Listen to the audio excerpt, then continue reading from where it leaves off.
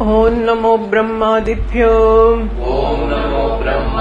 ब्रह्म विद्या संप्रदाय कर्तृभ्यो वंशर्षिभ्यो नमो गुरुभ्यः।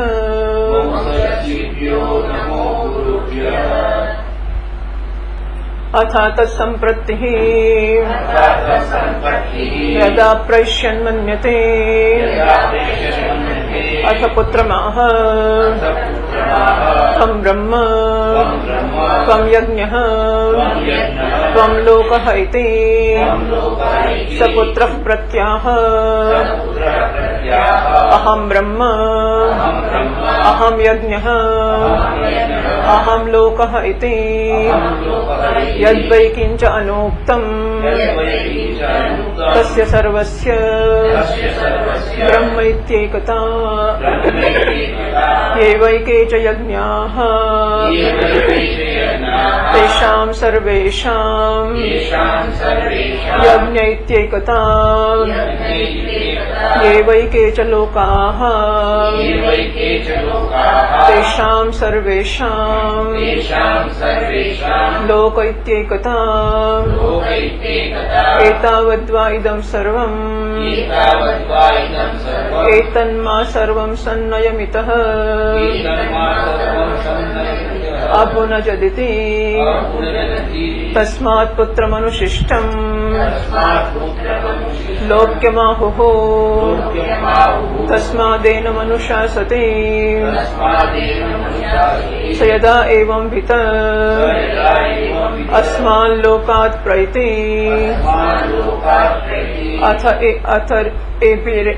अथ एभिरेव प्राणैः सह पुत्रमाविशते। स यद्यनेन किञ्चित् दक्षिणया अकृतं भवति तस्मादेनं सर्वस्मात् पुत्रो मुञ्चति। तस्मात् पुत्रो नाम सपुत्रेण एव अस्मिन् लोके प्रतिष्ठति। अथ एनम् एते दैवाः प्राणाः अमृता आविशन्ति।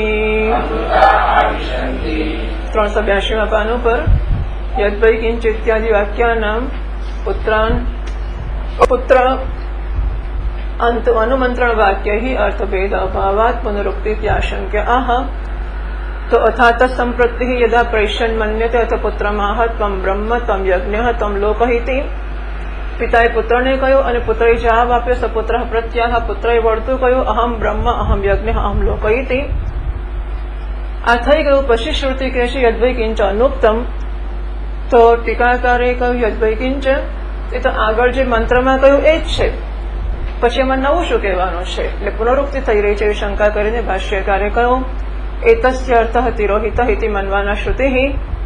તો આ જે સંપ્રતિમાં કહેવામાં આવ્યું પિતાએ પુત્રને કહ્યું અને પુત્રએ વળતો જવાબ આપ્યો, એમાં શું કહ્યું એ અર્થ સરળતાથી સમજાય એવો નથી। તિરોહિત છે, છુપાયેલો છે, ગુપ્ત છે એવું સમજીને શ્રુતિ પોતે જ એનું વ્યાખ્યાન કરવા પ્રવૃત્ત થાય છે। યદ્વૈ કિંચ યત્કિંચ અવશિષ્ટમ અનોક્તમ અધીતમ અનધીતમ ચ તસ્ય સર્વસ્ય એવ બ્રહ્મ ઇતિ એતસ્મિन् પદે એકતા એકત્વમ। તો યત્કિંચ અવશિષ્ટમ આ પિતા જે કંઈ અધ્યયન કરતા હતા વેદોનું એ વેદ વિષયક અધ્યયન કાર્ય અત્યાર સુધી પિતાએ કર્યું, જે કર્યું અને અનધીતમ જે કરવાનું રહી ગયું આ બધું એ બ્રહ્મ શબ્દ જે વાપરે છે કે ત્વમ બ્રહ્મ એમાં એ બધું આવી જાય છે। આટલું અધ્યયન કર્યું છે એ પણ આટલું અધ્યયન કરવાનું બાકી છે, પણ આ બધાની બ્રહ્મ એ શબ્દમાં એકતા છે, એકત્વ છે। यद्वै किंच इत्यादि वाक्य वाक्यार्थम आह। तो टीका टिप्पण बीजी हती पाद नोंध आदिना यद्वै किंच इत्यादि एमां जे आदि शब्द छे आदिना त्वं ब्रह्म इति मंत्रवाक्यम। तो त्वं ब्रह्म ए मंत्रवाक्यने અહીં આદિથી કહ્યું છે, એટલે કે અદ્વૈ કિંચ ઇત્યાદि વાક્યના વાક્યાર્થને કહે છે કે અદ્વૈ કિંચ એ બ્રાહ્મણનો અર્થ પણ કહે છે અને આગળ જે મંત્ર વાક્ય ગયું એનો પણ કહે છે. ત્વમ બ્રહ્મ વગેરે. ઘટકત્વમ સપ્તમ્ય અર્થ વાક્ય એ સપ્તમી છે, એટલે કે વાક્ય તો આખું વાક્ય નહીં પણ વાક્ય એટલે આખું વાક્ય કહે છે એવું કહ્યું હોત તો પછી એનો અંશ કરવાનો ઘટકત્વ ના આવ્યું હોત. તો આખા વાક્યનો અર્થ નથી કહેતા ભાષ્યકાર કે શ્રુતિ, પરંતુ વાક્યના અંશનો અર્થ કહે છે. એટલા માટે કહ્યું ઘટકત્વે, સપ્તમી જે વાક્ય કહ્યું છે એનો અર્થ વાક્ય આખું ના સમજવું પણ વાક્યનો અંશ એટલો સમજવો. વાક્યાર્થમ એટલે ટીકાકારે આટલા શબ્દો કયા? આદિ, વાક્ય અને વાક્યાર્થમ. એટલે આદિનો અર્થ કયો, વાક્યનો અર્થ કયો, વાક્યાર્થમનો અર્થ કહે છે સમબીટ. વાક્યાર્થમ એટલે સમ છે, માથે અનુસ્વાર છે તમારામાં નથી, નવામાં નથી. સપિંડિત અર્થમ. સારું, તો પિંડિત અર્થ સહિત, એટલે પિંડિત અર્થ સહિતનો અર્થ એટલે કે વિવક્ષિતાર્થમ. તો વિવક્ષિત અર્થ શું છે શ્રુતિનો એ હવે ભાષ્યકાર કહે છે. યહ અધ્યયન વ્યાપાર મમ કર્તવ્ય આસીત એતાવંતમ કાલમ વેદ વિષય સહ ઇતઃ ઊર્ધ્વં ત્વમ બ્રહ્મ ત્વત્કર્તૃકઃ અસ્તુ ઇત્યર્થઃ. તો એનો અર્થ એવો છે કે યહ અધ્યયન વ્યાપાર મમ કર્તવ્ય આસીત વેદ વિષય અને એતાવંતમ કાલમ. તો વેદના વિષયનો અને અત્યાર સુધી એટલે કે બ્રહ્મચર્યાત આરભ્ય અદ્ય પર્યંતમ. તો બ્રહ્મચારી હતો, ગુરુકુળમાં અધ્યયન કરતો હતો, ત્યારથી માંડીને જે વેદોનું અધ્યયન કરતો આવ્યો છું અને આજ સુધી કરતો આવ્યો છું, એ બધું મારું જે વેદના વિષયમાં અધ્યયનનો વ્યાપાર મારે માટે કર્તવ્ય હતો, સહ ઇતઃ ઊર્ધ્વમ, એ બધો જ વેદ વિષયક વ્યાપાર, ઇતઃ ઊર્ધ્વમ એટલે આજથી પછી આ સંપ્રતિ કર્મ કે સંસ્કાર હું કરું છું એના પછી આ સંસ્કારો મારા કરું છું.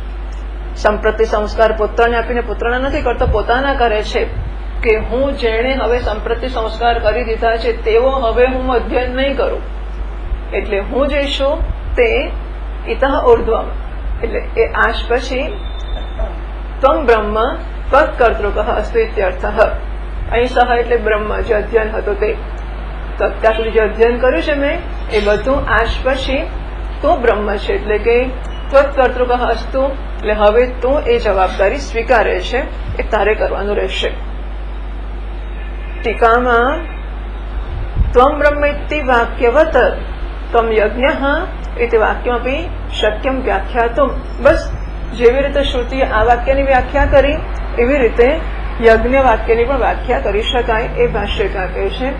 તથા યે વૈ કેચ યજ્ઞાઃ અનુષ્ઠેયાઃ સन्तઃ મયા અનુષ્ઠિતાઃ ચ અનનુષ્ઠિતાઃ ચ તેષાં સર્વેષાં યજ્ઞઃ ઇતિ એતસ્મિन् પદે એકતા એકત્વમ મત્કર્તૃકાઃ યજ્ઞાઃ યે આસન તે. તથા તેવી રીતે યે વૈ કેચ યજ્ઞઃ અનુષ્ઠેયાઃ સन्तઃ, જે કોઈ યજ્ઞોનું અનુષ્ઠાન મારે કરવું જોઈતું હતું એ કરવું જોઈતું હતું એમાંથી કેટલાકનું મેં કર્યું, કેટલાકનું ના કરી શક્યો. અનુષ્ઠિતાઃ અનનુષ્ઠિતાશ્ચ, તો જે મારે માટે અનુષ્ઠેય અનુષ્ઠાન યોગ્ય હતા એમાંના જેટલાનું અનુષ્ઠાન મેં કર્યું ને જેટલાનું ના કર્યું, તેષામ સર્વેષામ એ બધા યજ્ઞોનું ત્વમ યજ્ઞ એવું જયારે હું કહું છું ત્યારે એ યજ્ઞ એ એક પદમાં એની એકતા છે, એકત્વ છે એટલે કે બધાનો સમાવેશ છે. મત કર્તૃકાઃ યજ્ઞ એ આસન મારે કરવાના યજ્ઞ જે હતા તે. હજુ આગળ ભાષ્ય વાંચીએ. ઇતઃ ઊર્ધ્વમ ત્વમ યજ્ઞઃ ત્વત્કર્તૃકાઃ ભવન્તુ ઇત્યર્થઃ. એ બધા યજ્ઞ હવે તું યજ્ઞ છે એટલે કે તારા વડે એ યજ્ઞ કરાનારા થશે. હાઓ એવો અર્થ છે. બ્રાહ્મણાર્થમ સંગૃહ્ણાતિ મત્કર્તૃકાહ. તો આગળનું જશે ત્રીજી પાદમાં બ્રાહ્મણાર્થમ મંત્રોપલક્ષણમ. તો બ્રાહ્મણનો અર્થ એવું જયારે કહેશે ટીકાકાર ત્યારે બ્રાહ્મણનો અને મંત્રનો બંનેનો અર્થ, એટલે બ્રાહ્મણ શબ્દ મંત્રનો પણ ઉપલક્ષણ છે, એટલે બ્રાહ્મણ અને મંત્ર બંનેનો અર્થ કહેવામાં આવે છે. તો મત્કર્તૃકાહ યજ્ઞાહ એ આસન મારા કરવાના જે યજ્ઞો હતા આજ પછી બધા હવે તારે કરવાના થાઓ.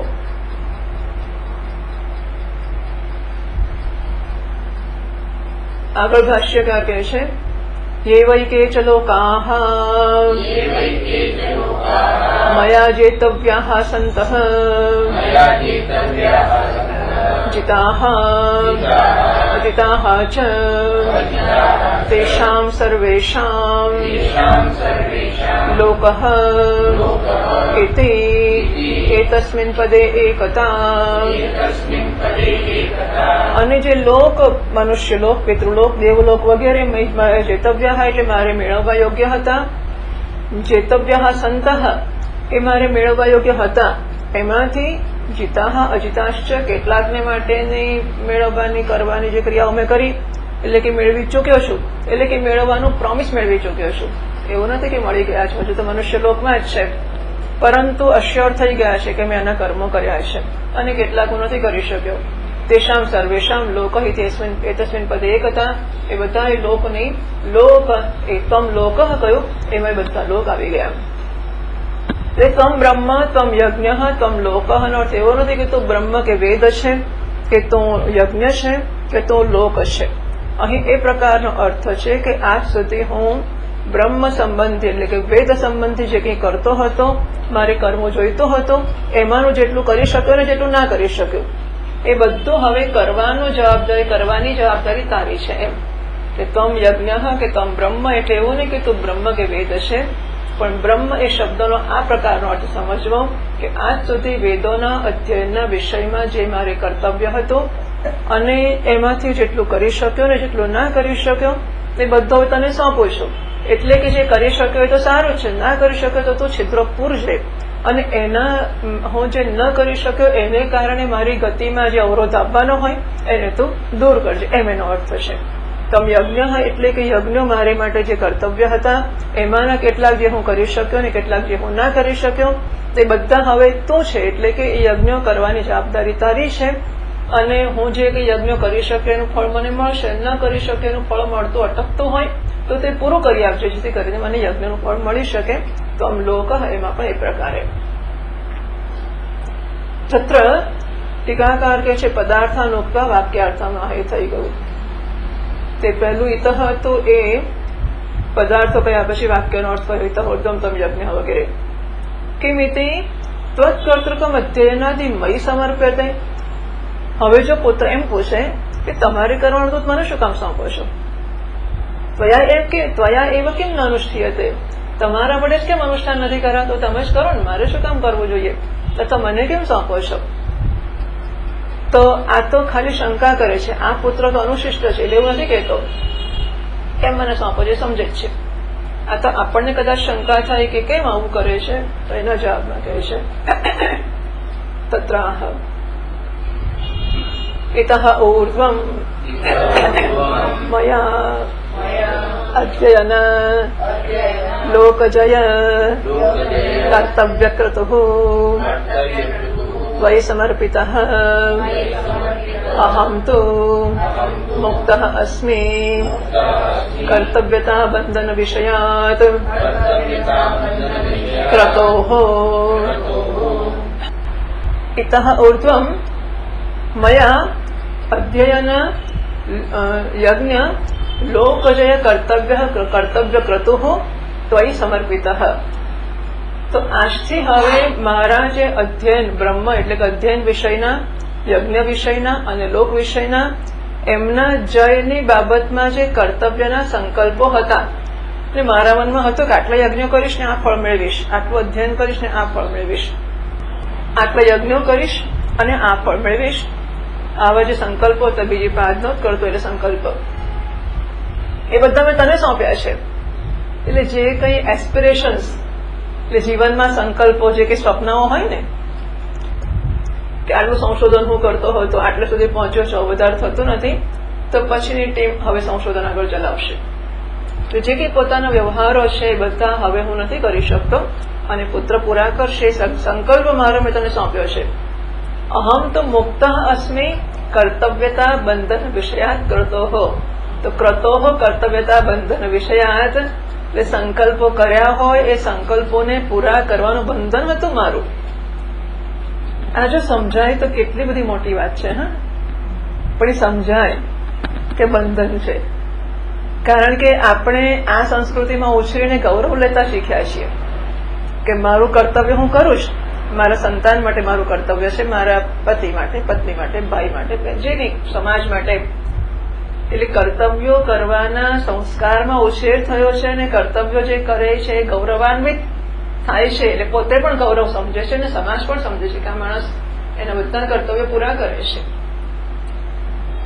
અને એવું હોય છતાં એ માણસને એવું લાગે કે બહુ કર્યું અને હવે આપણે આ કરવાની જરૂર નથી, અથવા તેમાંથી છૂટ્યા આવે કે ઘરડા થઈને મરવાનો વારો આવે ત્યારે છૂટું, એવો કઈ નિયમ નથી. એટલે જીવતા સુધી કરવું એવું નથી, કર્તવ્યોનો અંત જ નથી. અને માટે માણસને પોતાને એમ થાય કે બહુ કર્યું બસ. તો બહુ જ મોટી વાત છે ખરેખર કર્તવ્યોનું આ ફળ છે. જીવતા સુધી કર્તવ્યો કર્યા કરવા એવું બધું તો કશું અગત્ય, એવું કશું જરૂરી છે જ નહીં. એવું સમજાય કે આ બંધન છે અને હું સોંપી દીધું માટે છૂટો થયો, નહીં તો એ ખાલી પડી જાય કે હવે આજથી વેદો નહીં ભણવાના, શું કરવાના, યજ્ઞ નહીં કરવાના અને ઉપાસનાઓ ને કર્મ ને બધું નહીં કરવાનું, તો મારે શું કરવાનું, મરી જવાનું. એટલે ખાલીપણા સાથે જીવવાનો અભ્યાસ નથી આપણને. એટલે આપણે એવું સમજીએ છીએ કે જીવતા સુધી આ કરીએ તો જીવતા કહેવાય. એટલે હું, મારું જીવન ઉપયોગી છે, મારું જીવન સફળ છે જો હું કંઈક કરતો હોઉં.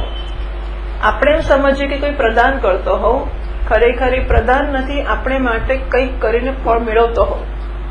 એટલે મારું જીવન મારા ઉપયોગમાં શું છે.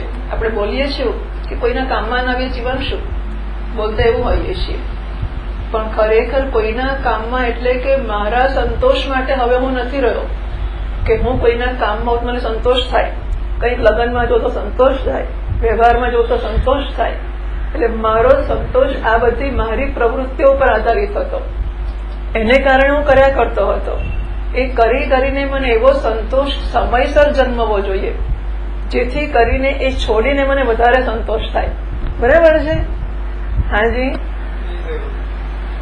હા. એટલે તો હું કઉ છું, કારણ કે આપણને 80મા વર્ષે એવું જ થાય છે હજુ કે મારે તો ના, હું તો છોકરાઓનું કામ હોય લઈને ઉભો જ રહું અને એના મા બાપ છે એના છોકરા માટે, આપણે શું છે. પણ આપણને એટલું બધું ગૌરવ થાય છે અને એમાંથી ખરેખર કર્તવ્યો થયા હોય તો છૂટવાનું મન થવું જ જોઈએ. એટલે કર્તવ્યતા બંધન વિષયાત કરતો હમ તો મુક્તિનો આનંદ કેવો હોય. જે પણ નાની મોટી પરીક્ષા છૂટી, ધારો કે પરીક્ષા પૂરી થઈ, આખું વર્ષ મહેનત કરી, પેલું 12મું ધોરણ હોય ધારો કે, તો 11મું ધોરણ ની જોડે જ ટ્યુશન શરૂ થઈ જાય છે ને 12મા ધોરણના, અને વેકેશન તો હોય જ નહીં, અને ક્યારનો ભણ કરતો હોય ને પરીક્ષા પૂરી થઈ, હશ છૂટ્યા. પછી જયારે કોલેજ શરૂ થશે ને જોયું જશે પણ હમણાં તો છૂટ્યા, તો કેવો મુક્તિનો આનંદ હોય. એટલે આવું આપણું કર્તવ્ય છૂટે ને આનંદ થાય. પુત્ર વધુ ઘરમાં આવે, એને ઘરની ચાવી સોંપીએ અને આનંદ થાય કે આજથી હવે આ ઘર તારું છે. અત્યારના જમાના પ્રમાણે આપણે આર્થિક વ્યવસ્થા રાખવી એ જુદી વાત છે, પણ ઘર ચલાવવાની જવાબદારી, આપણે પાપડ વણતા હતા ને એ તૈયાર લાવે તો આપણે તૈયાર ખાવાના, એ તો નહીં ખાવાના, જે કરવું એ કરે. એટલે આવો આનંદ થાય કે હવે ઘઉં ભરવાનું કામ એનું છે, દાળ ચોખા ભરવાનું કામ એનું છે, ને એને આપણે સોંપવું પણ જોઈએ અને એને સ્વીકારવું પણ જોઈએ. અને ના સ્વીકારો તો શીખવવું કે તો સ્વીકારતા જે કરવું એ કર. એટલે અમે ટિફિન લઈને ખાવા તૈયાર છીએ. એટલે ટૂંકમાં આ છૂટવાનો આનંદ હોય નથી હોતો.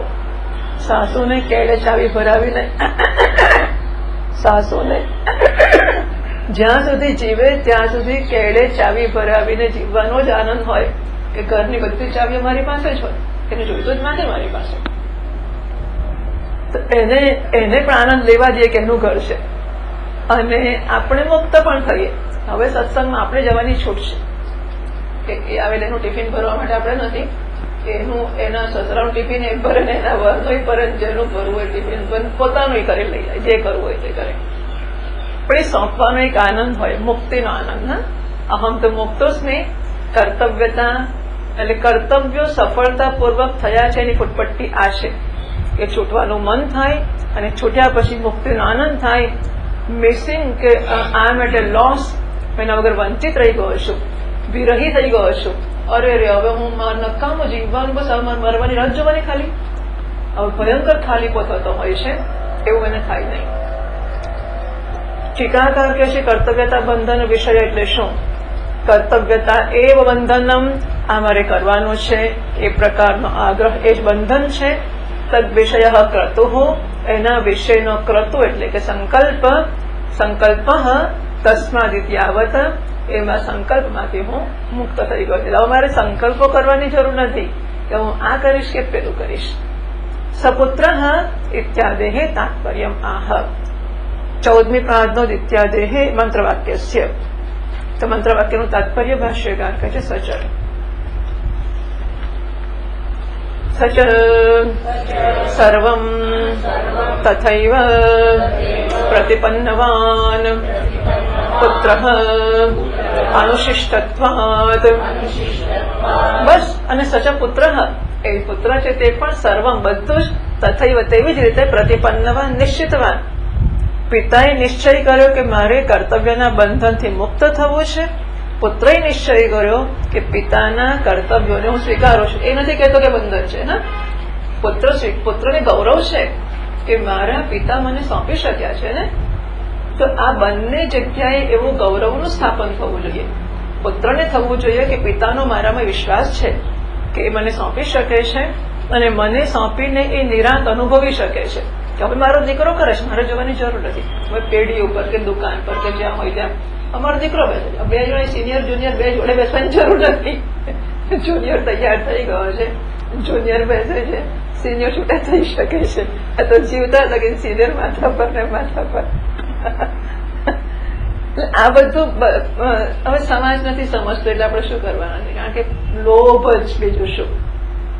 એક વસ્તુ લોભ, અને બીજું કે નિવૃત્તિને માટેના અભ્યાસનો અને નિવૃત્તિ માટેના એસ્પિરેશનનો, એવી ઈચ્છાનો પણ અભાવ. નાનપણથી યોજના હોય જ કે આપણે અમુક વર્ષો સુધી કરીશું અને પછી પૈસા કમાઈ લઈશું, પછી આનંદથી. તો ભગવાન નામની વસ્તુ બધાના જીવનમાં હશે કે નહીં આપણને ખબર નથી, પણ મને લાગે ભગવાનનું ભજન ના કરીએ તો એ ખાઈ પીને લહેર કરીશું, એવું થતું હશે. કંઈક તો થવું જોઈએ, ખબર નહીં. આખી જિંદગી કમાયા કરીશું, આનંદ કરીશું, એવું થતું હશે લોકોને. શું થતું હશે લોકોને?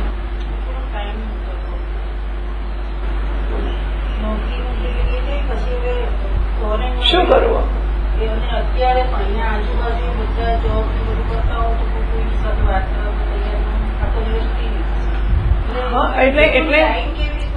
એટલે સમય કેવી રીતે પસાર કરવો એક વસ્તુ હશે, અને લોભ તો ખરો જ ખરો, મોટા ભાગે તો લોભ જ હોય છે.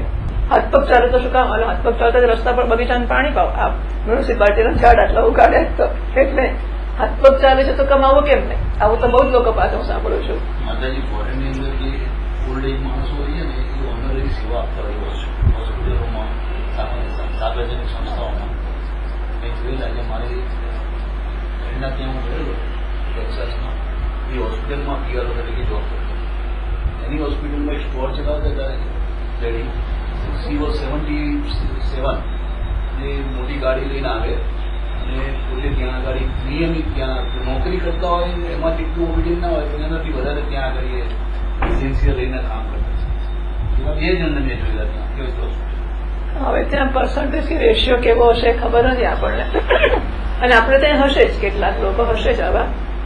ચોક્કસ ઘણા લોકો વૃદ્ધાશ્રમમાં જઈને સેવા આપે છે, ઘણા લોકો ઘણી જગ્યાએ આપતા જ હોય છે. પણ આ તો હું કહું છું કે આ એક કાં તો પૈસાના લોભને માટે હોય, કાં તો વખત જાય કેવી રીતે એને માટે હોય. ક્યાંક ઉત્તમ કિસ્સામાં એવું પણ હોય કે આપણી પાસે ઘણી ક્ષમતા છે એનું પ્રદાન કરવાનું છે. મને વકીલોએ કોઈએ કહ્યું કે અમે જઈએ ને ત્યારે અમને બહુ એટલે કમાતા થઈએ એને માટે જ બહુ ઉંમર થઈ જાય, કારણ કે પેલાની જોડે જોડે બેસતા હોઈએ ને એમાં અમારા પર કેસ આવવા મળે ને અમે ત્યાંથી અમે સિનિયર જેવા ખાસી ઉંમરના થઈ જ ગયા હોઈએ, એટલે રિટાયરમેન્ટની ઉંમર સુધીમાં તો અમે હજુ કમાવાને યોગ્ય થતા હોઈએ છીએ. એવું પણ કહ્યું હતું મને કોઈ વકીલે. અને એટલે પણ હશે કારણ કે હવે જ કમાવાનો વખત થયો છે જયારે 60 વર્ષના થયા છે, એટલે પરિપક્વ એટલે એવું અસીલો એટલે જે આવનારા માનવા જોઈએ ને કે આ માણસ સિનિયર છે ને અમારો કેસ જીતાડી આપશે, એવું બધું. એટલે વકીલો ત્યાર પછી તૈયાર થતા હશે વગેરે વગેરે. પરંતુ સામાન્ય સંજોગોમાં માણસને નાનપણથી એવી સમજ હોઈ શકે કે આપણે એટલે બ્રહ્મચર્યથી પ્રવ્રજન કરે કે ગૃહસ્થથી કરે તો એને ખબર હોય જ કે આપણે સરવાળે નિવૃત્તિ માટે આ કરી રહ્યા છે, નહીં પ્રવૃત્તિ માટે. અને માટે એક દાડો બધું જ શ્રી કૃષ્ણ કરી છૂટા થઈ જઈશું. અને પુત્ર પણ એટલો સમજદાર છે, એને નથી લાગતું કે આ બંધન છે. એને માટે એ ગૌરવના કે કર્તવ્યમાં પ્રવેશ કરીને ગૌરવ અનુભવે છે કે સરસ હું સ્વીકારું છું, હવે હું કરીશ, તમે આરામ કરો, બાપુજી તમે ચિંતા ના કરશો, બા તમે ચિંતા ના કરશો, હું છું ને બધું કરીશ. એને એમાં આનંદ લાગે છે અને આ લોકોને છોડવામાં આનંદ લાગે છે. તત્ર ઇતિ યથોક્ષ અનુશાસન. આગળ ભાષ્યકાર કહે છે તત્ર એમં પિતુઃ અભિપ્રાયમ મન્વાના આચષ્ટે શ્રુતિઃ એતાવત એતत् પરિમાણં વૈ ઇદં સર્વં યદ્ ગૃહિણા કર્તવ્યમ યદ્ વેદાઃ અધ્યેતવ્યાઃ યજ્ઞાઃ દ્રષ્ટવ્યાઃ લોકાઃ ચ જેતવ્યાઃ એતત મા સર્વં સન્નયં સર્વં હિ ઇમં ભારમ મદ અધીનમ મત્તઃ અપચ્છિદ્ય આત્મનિ નિધાય. ચાલો આટલું જોઈ લઈએ. તત્ર ઇમમ તત્ર બીજી પાદનું દુઃખ અનુશાસન. આ પ્રકારનું અનુશાસન જયારે થયું છે ત્યારે પિતુ અભિપ્રાય મનવાના શ્રુતિ યાચષ્ટે. પિતાનો અભિપ્રાય આ પ્રકારનો છે એવું જાણીને શ્રુતિ કહે છે. એટલે પિતા જે કહી રહ્યા છે એમાં એમનો શું અભિપ્રાય છે શ્રુતિ બતાવે છે. એતાવત એટલે એતત પરિમાણમ વૈ ઇદમ સર્વમ યદ ગૃહિણા કર્તવ્યમ. ગૃહસ્થે જે કરવું છે, ગૃહસ્થ એટલે કર્મિણા નીચે લખે છે, તો કર્મમાં કર્તવ્ય બુદ્ધિ વાળા જે ગૃહસ્થો છે એમણે કેટલું કરવું જોઈએ, આટલું કરવું જોઈતું હતું. યદુત ચોથી પાદનો કર્તવ્યસ્ય એતાવત્તમ એવ દર્શયતિ. તો ગૃહસ્થોનું એતાવત એટલે આટલું, આટલા માપનો. તો ગૃહસ્થોનું કર્તવ્ય આટલું જ, એતાવત્તમ એવ ગૃહસ્થોનું કર્તવ્ય આટલું જ છે એ દર્શાવે છે. યદુત વેદાઃ અધ્યેતવ્યાઃ યજ્ઞાઃ યષ્ટવ્યાઃ લોકાશ્ચ જેતવ્યાઃ. તો વેદોનું અધ્યયન કરવું જોઈતું હતું, યજ્ઞોનું યજન કરવું જોઈતું હતું અને લોક પિતૃલોક દેવલોક મનુષ્યલોક વગેરે મેળવવા જોઈતા હતા. એતન્માં સર્વમ સન્નયમ સર્વમ હિ ઇમમ ભારમ મદધીનમ. આ બધું જ છે એ સર્વમ હિ ઇમમ. ટીકા સર્વમ હિ ની પહેલા ટીકામાં છે તત્ર ઇતિ યથોક્ત અનુશાસન ઉક્તિ હિ એતન્માં સર્વમ ઇત્યાદિ પ્રતીકમ આદય વ્યાચષ્ટે. તો એતન્માં સર્વમ સન્નયમ એટલે શું? તો ભાષ્યકાર જ કે છે સર્વમ હિ ઇમમ ભારમ. પાંચમી પાદમાં સન્નય શબ્દમ વ્યાચષ્ટે. સન્નયમ છે તો સત અને અયમ એવું પણ કર્યું છે અને સન્નય આખો શબ્દ એ લઈને પણ ચાલ્યા છે. એટલે હવે સન્નય શબ્દ લઈને ટિપ્પણકાર કહે છે સન્નય શબ્દમ વ્યાચષ્ટે. સન્નય એટલે ભાર, ભારમ ઇતિ. એટલે ભાષ્યકાર મહારાજે જયારે કહ્યું સર્વમ હિ ઇમમ ભારમ અદધીનમ, તો ભાર શબ્દ ક્યાંથી લાવ્યા, શેનો અર્થ કર્યો? સન્નય શબ્દનો અર્થ ભાર એવો કર્યો. ભાર એટલે બોજ. એ લઈને નીચે અર્થ કરે છે પાદનોદમાં સન્મય શબ્દમ વ્યાચષ્ટે ભારમ ઇતિ તથા ચ કોશઃ, એટલે આવો ક્યાંથી અર્થ કરી લાવ્યા? તો કે છે પશ્ચાત અવસ્થાયી બલમ સમવાયશ્ચ સન્નયૌ ઇતિ.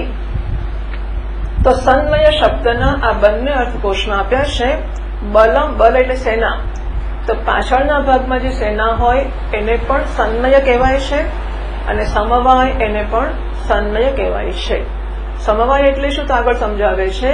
સમવાયઃ સમુદાયઃ સ એવત્ર ભારઃ, એટલે આખો સમૂહ એવો સન્નય શબ્દનો અર્થ થાય, અને એને જ અહીં ભાર એવું કહ્યું છે. એટલે ભાષ્યકારે કહ્યું સર્વમ હિ ઇમમ ભારમ મત અધીનમ મત્તઃ અપચ્છિદ્ય, આ બધો ભાર એ મારામાંથી મત્તઃ છઠ્ઠી પાદનો સ્વાધીન કર્તવ્યતામ આપાદ્યેતિ અર્થ, બધો ભાર મને સોંપીને આત્મનિ નિધાય ઇતઃથી બાકી છે. ભાષ્ય આગળ વાંચીએ. ઇતઃ અસ્માત લોકાત મામ અપુનજત પાલયિષ્યતિ ઇતિ લુડર્થે લંગ છંદસી કાલ નિયમ અભાવાત. ઇતઃ અસ્માત લોકાત, આ લોકમાંથી, મા એટલે મામ, અભુનજત, અભુનજત નો અર્થ કર્યો પાલયિષ્યતિ. એટલે અભુનજત ટીકામાં લખ્યું છે અનદ્યતને ભૂતે અર્થે વિહિતસ્ય, તો લડ છે લંગ, સોરી લંગઃ એટલે લંગ છે તે અનદ્યતન કે વ્યસ્તન ભૂતકાળના અર્થમાં વપરાય છે, ઇમ્પરફેક્ટ પાસ્ટ. અને લૂંટ છે એ ભવિષ્યકાળ છે, એ સેકન્ડ ફ્યુચર અથવા સામાન્ય ભવિષ્યકાળ. એટલે આજે હું જઈશ, આજે બોલીશ, આજે ખાઈશ, આ સામાન્ય ભવિષ્યકાળ છે. અને હું ગયો હતો, હું બેઠો હતો, હું બોલ્યો હતો, એ ભૂતકાળ છે. અહીં એમણે અભુનજત ભૂતકાળનું રૂપ વાપર્યું છે, પણ પહેલા પાલન કરે એવું તો કેવું નથી. એ મારો આપેલો બોજ સ્વીકારશે અને મારું પાલન કરશે એમ કેવું છે. તો પછી ભૂતકાળનું રૂપ કેમ વાપર્યું છે? એટલે કે છે વેદોમાં થોડી આવી છૂટછાટ હોય છે, કાળના ખાસ નિયમ નથી હોતા કરીને છૂટ હોય છે, એટલું જ હોય જ છે, ક્યારેક જ ના હોય એટલું. અને એ સંજોગોમાં ભૂતકાળ વાપર્યો છે તો પણ એ ભવિષ્યના અર્થમાં છે એવું સમજવું. એટલે ભાષ્યકારે કહ્યું દૃઢ અર્થે લંગ છંદસી નિયમ અભાવાત, તો લૂઢ અર્થે એટલે લૂઢ અર્થમાં, તો લૂઢ ભવિષ્યકાળ છે, ભવિષ્યકાળના અર્થમાં અહીં લંગ એટલે વ્યસ્તન ભૂતકાળ કે અનદ્યતન ભૂતકાળ વપરાયો છે એવું સમજવું. છંદસી એટલે વેદમાં કાળ, હવે કાળ નિયમ અભાવાત એટલે કાળના નિયમનો અભાવ છે અથવા કાળ અને નિયમનો અભાવ છે, એવું બંને છે પાછું. તો સાતમી અને આઠમી પાદનો ઇતિ ઇતિ અભિપ્રાયવાન પિતા ત્વમ બ્રહ્મ ઇત્યાદિ વાક્યમ ઉક્તવાન જે સંબંધ. તો પિતાનો અભિપ્રાય એવો છે કે આ બધું સોંપી દઈશ, પુત્ર સ્વીકારશે અને પછી મારું પાલન કરશે, આવી સમજથી પિતા પુત્રને સોંપે છે. પછીની પાદનો આઠમી કાલ નિયમ અભાવાદિતિ વિકરણ નિયમ અભાવોપી ઉપલક્ષણીય. તો આ એટલે વિકરણ પ્રત્યે ન, સાતમા ગણનો ભૂષ ધાતુ છે એટલે વિકરણ પ્રત્યે ન લાગશે, તો અભુનશ કે અભુનક એવું રૂપ થવું જોઈતું હતું. એને બદલે અભુનજત એવું રૂપ કર્યું એમણે ભાષ્યકાર મારા, એટલે શ્રુતિએ. તો નિયમનો અભાવ થયો. એટલે એક તો એવું પણ થયું કે કાળના નિયમનો અભાવ છે માટે ભવિષ્યના અર્થમાં ભૂતકાળ વાપર્યો, અથવા તો કાળ અને વિકરણના નિયમનો બંનેનો અભાવ છે એટલે કાળ એમણે ભૂતકાળ વાપર્યો ભવિષ્ય માટે, અને અભુનજત રૂપ પણ ખોટું બનાવ્યું. અભુનશ થવું જોઈતું હતું, એને બદલે અભુનજત કર્યું, એ પણ ખોટું છે. તો એ નિયમનો અભાવ છે એવું સમજીને ચલાવવાનું, એટલે સ્વીકારવાનું, આધારપૂર્વક સ્વીકારવાનું, ચલાવવાનું નહીં. છંદસી કાલ નિયમ અભાવાત. ટીકાકાર કહે છે પુત્ર અનુશાસનસ્ય ફલવત્વમ આહ. આ પુત્રના અનુશાસનનું ફળ શું છે? એ ફળ ધરાવે છે, ફળવાળું છે એ બતાવે છે ભાષ્યકાર કહે છે. यस्मात् एवं सम्पन्नः पुत्रः पितरम् अस्मात् लोकात् कर्तव्यता बन्धनतः मोचयिष्यति तस्मात् पुत्रम् अनुशिष्टम् लोक्यम् लोकहितम् पितुः आहुः ब्राह्मणाः યસ્માદેવમ સંપન્ન એટલે અનુશિષ્ટ કારણ કે આ પ્રકારે અનુશાસિત થયેલો પુત્ર પિતરમ અસ્માત લોકાત પિતાને આ લોકમાંથી કર્તવ્યતા બંધનતઃ મોચયિષ્યતિ. આવો સંસ્કારી દીકરો હશે તો બાપને કહેશે બેટા હું બેઠો છું, તમે બાપ પિતા જેવું છો, તમે ચિંતા ના કરશો, તમારા બધા જ સારા ખોટા અધૂરા પૂરા થયેલા બધા કામોની જવાબદારી સ્વીકારું છું, તમારી હવે પછીની ગતિમાં કોઈ વાંધો નહીં આવે. એટલું જ નહીં, આ લોકમાં ધારો કે દેવા હોય, આ લોકમાં કોઈ સંબંધો બાકી હોય, કોઈના પૈસા આપણી પાસે પડ્યા હોય, અમસ્તા દેવું કે કઈ નહીં, પણ કોઈ સાચવવા આપ્યા હોય અને પાછા આપવાના બાકી હોય, આવું જે કંઈક પ્રકારનું નાનું મોટું હશે અથવા કોઈકનું આપણે ઘણું બધું એણે આપણા પર મદદ કરી છે, આપણે પાછી કરવાની છે, લોકોના ચાંદલા લીધા છે પાછા આપવાના છે, લોકોને ઘેર જમ્યા છે જમાડવાના બાકી છે, અને જે કંઈ જાત જાતનું બાકી હશે આપણને કઈ યજ્ઞ અને વેદ અને લોકમાં સમજ નથી પડતી.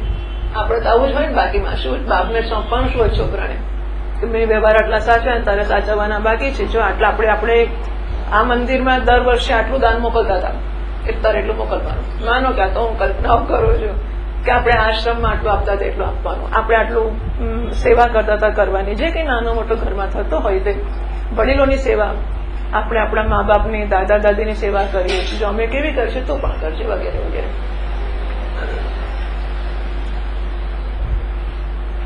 તો કારણ કે આવો અનુશિષ્ટ પુત્ર છે પિતાને આ લોકમાંના કર્તવ્યતાના બંધનથી મુક્ત કરશે. તસ્માત અનુશિષ્ટમ પુત્રમ પિતુઃ લોક્યમ લોકહિતમ આહુઃ. માટે અનુશિષ્ટ કે અનુશાસિત એટલે કે કેળવાયેલો, માતા પિતાના કુટુંબના સંસ્કારો જેણે મેળવ્યા છે એવો કેળવાયેલો પુત્ર છે તે પિતુઃ લોક્યમ લોકહિતમ એ પિતાને માટે લોકની બાબતમાં હિત કરનારો કે મદદ કરનારો છે. આહુઃ બ્રાહ્મણાઃ. બ્રાહ્મણાઃ એટલે 10મી પાદનો થયો છે. પુત્રફલમ પ્રતિ યંતઃ કર્મિણઃ. પુત્રફલમ પ્રતિ એટલે પુત્રરૂપી ફળને પ્રાપ્ત કરવા યંતઃ જઈ રહેલા, તો પુત્રરૂપી ફળ પ્રાપ્ત કરવા જઈ રહેલા કર્મીઓ એટલે ગૃહસ્થ લોકો હોય, એમને પુત્ર પ્રાપ્ત કરવો હોય તો પુત્ર પ્રાપ્ત કરતા પહેલા એમના મનમાં શું હોય છે? મનમાં આવું હોય છે કે દીકરાને કેળવીશું ને સારી રીતે, એટલે પછી આપણું જે કંઈ અધૂરું હશે એ બધું પૂરું કરશે, માટે દીકરો મેળવવો જોઈએ. બરાબર?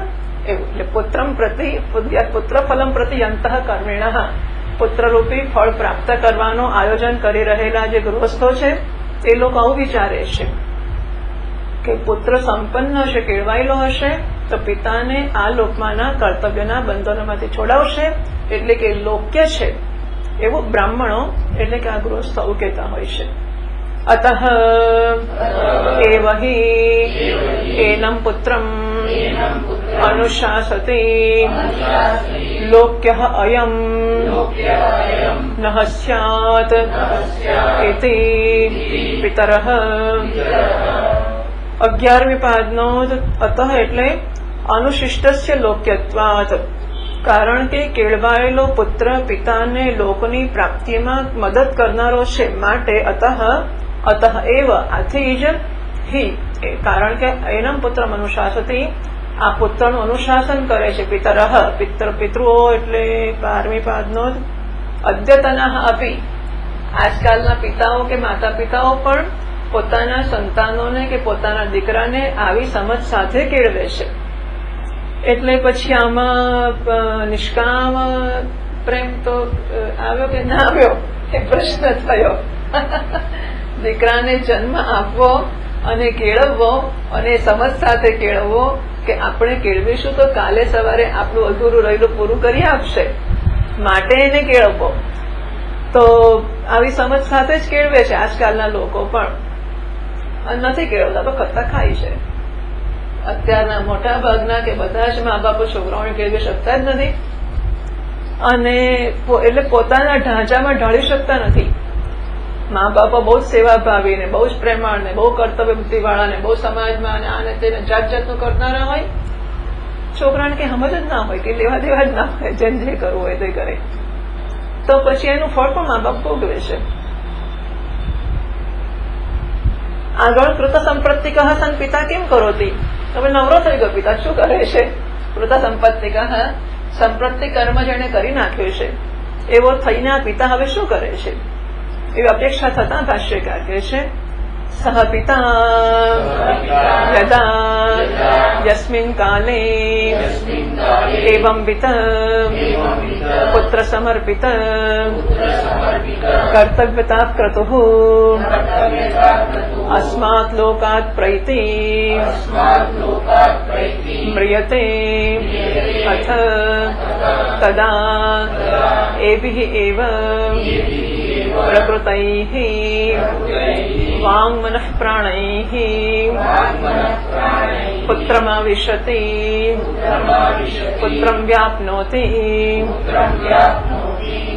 स पिता ए पिता यदा यस्मिन् काले जे समये एवं वित 13મી પાદનોદ एवं विदिति त्र्यन्नात्मा प्रजापति अस्मि इति उपासीनः साक्षात्कृत तद्भावः इत्यर्थः.